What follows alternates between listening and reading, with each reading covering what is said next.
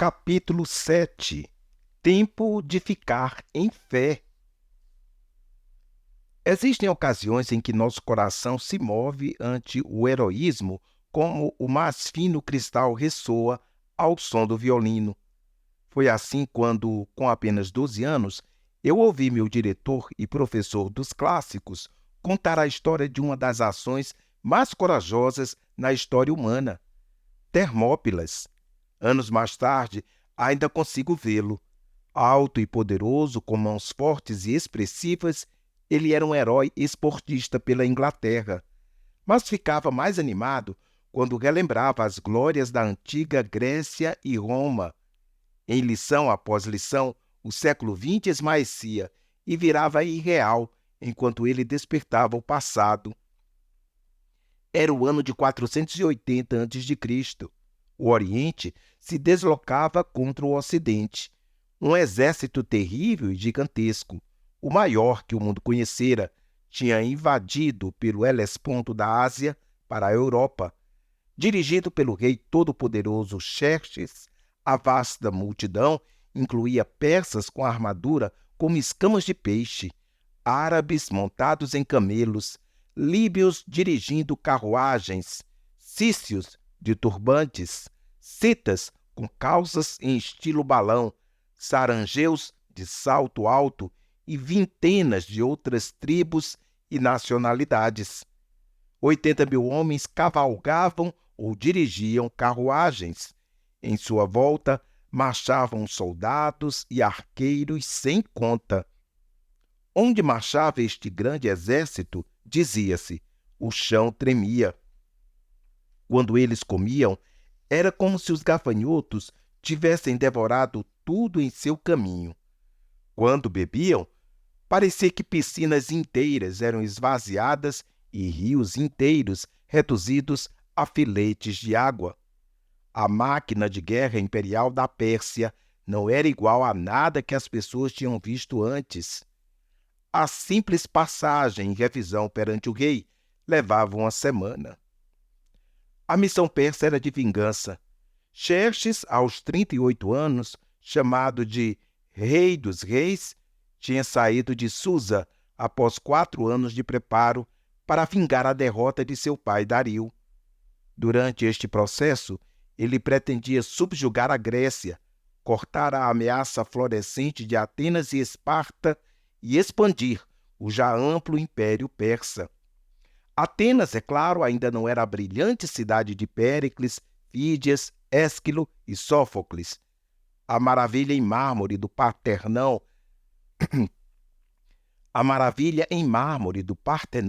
e a era dourada da ciência, filosofia, democracia e do teatro ainda ficavam no futuro.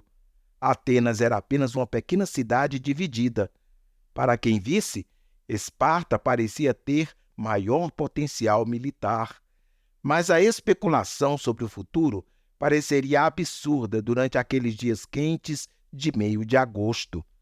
Mesmo que se unissem, as cidades-estado gregas não estariam em pé de igualdade com a terrível força de Xerxes, mas estavam também divididas e despreparadas. Os briguentos gregos estavam em guerra uns contra os outros, tanto quanto contra os persas. Assim foi que o superexército persa, de talvez 250.000 de soldados, Heródoto disse que eram 3 milhões, sofreu a oposição de um grupo rapidamente juntado, furioso, de 7.000 gregos de 5 cidades-estado. Mas no coração desses havia 300 espartanos, treinados para ficar firme ou morrer. Uma mãe espartana dizia ao filho: "Volta com teu escudo ou sobre ele." Eram dirigidos por um príncipe espartano de 55 anos, Leônidas. Ficaram firmes numa passagem estreita, de 20 metros de largura, cercada pelo mar de um lado e os penhascos de 1.600 metros do Monte Calídromo no outro.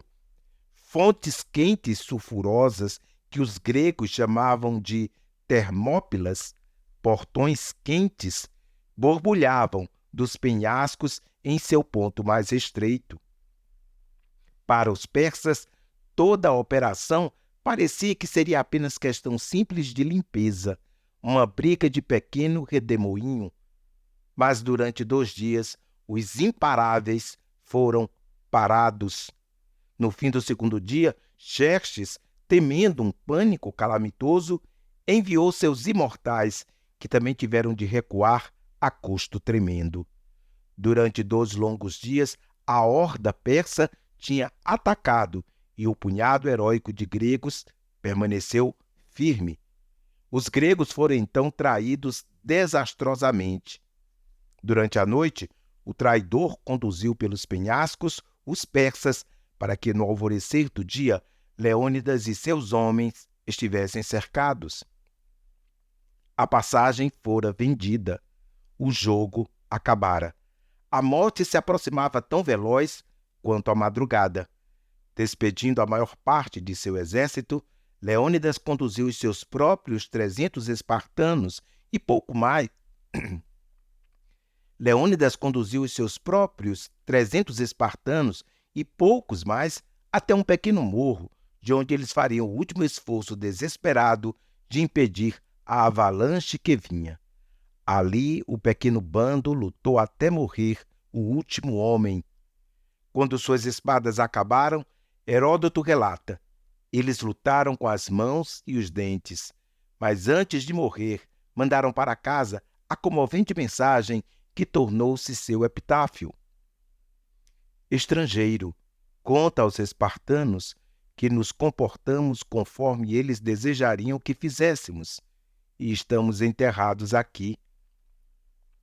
Curto, lacônico e direto, essa última mensagem veio de um pequeno bando de gregos que não tinha ideia do que viria. Eles não podiam ver como seu exemplo deslancharia um surto de orgulho e inspiraria seus compatriotas a vitórias decisivas em Salamis e Plates, que nunca mais os persas seriam ameaça para os gregos, e que dentro de poucos 30 anos a cidade de Atenas surgiria como a cidade mais influente que o mundo jamais conheceu. Dedicados e corajosos, eles cumpriram seu dever. Ficaram firmes na linha da história e hoje todos os povos livres gozam uma liberdade proveniente em parte da posição daqueles homens. Como disse o filósofo Montaigne sobre Termópilas 1000 anos depois, existem derrotas triunfantes que são rivais das vitórias. O maior desafio já enfrentado. Será que dirão dos seguidores de Jesus Cristo em todo o mundo: vós que passais, dizei ao nosso Senhor que nos comportamos como ele desejaria que fizéssemos, e estamos aqui enterrados. Pois o limiar do 3º milênio de sua existência, a Igreja de Jesus Cristo confronta o maior desafio que já enfrentou. Esse desafio toca o comportamento tanto quanto a crença, contudo exige fé para inspirar e enrijecer o comportamento. Qual é o desafio? De um lado, os seguidores de Jesus Cristo confrontam no mundo moderno a cultura mais poderosa na história da humanidade, como também a primeira cultura verdadeiramente global no mundo. Essa cultura tem poder sem precedentes de moldar o comportamento e sua nocividade à fé. Essa cultura tem poder sem precedentes de moldar o comportamento e sua nocividade à fé já se provou muito maior do que a malícia e destruição de todos os seguidores de Cristo através da história, desde Nero até Mao Tse-tung. Do outro lado, os seguidores de Jesus Cristo confrontam um Monte Carmelo global, enquanto os seguidores de novos deuses e recém-despertados antigos deuses competem abertamente com os seguidores de Cristo para dirigir e guiar o curso do mundo. Durante alguns anos, esse desafio me parecia muito remoto. Com o colapso da União Soviética, argumentava-se que o mundo moderno saíra da era da ideologia para a era da civilização. Assim, Muitas das linhas divisórias no mundo de hoje são divisórias entre civilizações diferentes: ocidental, judaica e cristã, marxista, japonesa, islâmica, confúcia, ortodoxa eslava, hindu, africana, latino-americana e assim por diante. Dizem ainda que a Terceira Guerra Mundial será uma guerra entre civilizações. Mas a força plena do desafio me atingiu em cheio há alguns anos atrás, quando meu filho e eu estávamos em Singapura, a vibrante ilha de inteligência do Sudeste Asiático. Um economista da Universidade de Singapura estava delineando sua visão do mundo da era pós-Guerra Fria a partir de uma perspectiva do Sudeste Asiático. Seu argumento não tinha ambiguidade. O que queremos em Singapura é o mundo moderno, não o Ocidente. Queremos o modo asiático, não o americano. Queremos seguir a Confúcio, não Cristo. Tendo dado surgimento ao mundo moderno, a fé judaica e a cristã agora foram reduzidas a ruínas pelo mundo moderno, disse ele. Ele concluiu dizendo que os países asiáticos deveriam tomar outro rumo, seguindo as melhores oportunidades do capitalismo moderno, da tecnologia industrializada e das telecomunicações dentro do ambiente de suas próprias crenças e culturas. As descrições dessa crescente competição com contraste entre civilizações e religiões diferentes são por demais vezes erradas. Por exemplo, há quem fale do Ocidente versus o resto, como se o Ocidente fosse cristão e o restante do mundo não cristão, quando, na realidade, a Igreja de Cristo é verdadeiramente universal, encontrada em todos os continentes e muitas vezes mais forte fora do Ocidente do que dentro dele. Outros falam dessa competição com prazer como uma espécie de guerra cultural internacional, ou até mesmo uma jihad, esquecendo que o coração das boas novas de Jesus é a reconciliação. Na atual situação, o mais profundo desafio da Igreja não é político nem ideológico, e certamente não é militar. É espiritual e teológico, e vem à tona onde o comportamento expressa a crença e as obras expressam as palavras. Como bem disse Francisco de Assis, prega constantemente o Evangelho e, se for preciso, usa palavras. Como cada grande civilização, guiada e inspirada por uma religião diferente, compete em demonstrar sua visão do melhor caminho para a humanidade prosseguir, fica claro que não podemos nos dar ao luxo de pensamentos confusos e viver de coração dobre. No mundo de hoje, as diferenças fazem visivelmente diferença. As crenças têm consequências. O que começa como pontos de vista teóricos diferentes sobre Deus, o mundo, o que significa ser humano, justiça, liberdade, comunidade, dinheiro e uma centena de outras questões, acaba em sociedades radicalmente divergentes e modos radicalmente divergentes de viver e morrer. A Igreja de Cristo está pronta a enfrentar o desafio? Os seguidores de Jesus estão suficientemente tomados pelo Evangelho a ponto de comportar-nos como ele desejaria que nos comportássemos? Conhecemos, na realidade, as maiores e mais vivas verdades da fé, que têm capacidade provada de afetar a história e transformar as culturas, como também alterar radicalmente as vidas individuais? Chamado, conforme veremos de muitas formas, é indispensável a integridade e efetividade da Igreja nesta hora de grandioso impacto.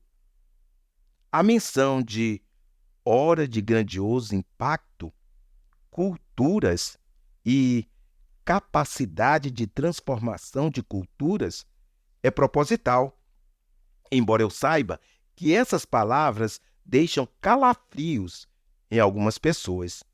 Alguns cristãos preferem manter sua fé em nível pessoal, relacional, espiritual e simples. Acredito que tal visão de fé seja mal orientada. Certamente o chamado é uma verdade que toca intimamente a nossa vida pessoal, mas também toca potentemente a vida cultural. O chamado é mais que apenas cultural, mas é também mais que meramente pessoal. Descubra o significado de chamado e você descobre o cerne do próprio Evangelho. Meu desafio é, portanto, proposital. Muitos seguidores de Jesus de hoje não começaram a lutar com todas as dimensões da verdade do chamado porque não foram tocados pelos verdadeiros desafiados do mundo odierno e pela grandiosidade de impacto da hora presente. Tempo de firmar-se em pé. É tempo de ter um comportamento conforme nosso Senhor deseja que tenhamos. Tempo de comportarmos-nos. Tempo de comportarmos-nos é tempo de crer como Ele nos ensinou a crer. Tempo de crer é tempo de sair das formulações pequenas e confortáveis da fé para o conhecimento do que é ser chamado por Ele como a paixão mais profunda, comovente e consumidora de nossas vidas. A verdade do chamado é mais que pessoal, é uma das bases mais firmes para a confiança inabalável de que as boas novas de Jesus prevalecerão.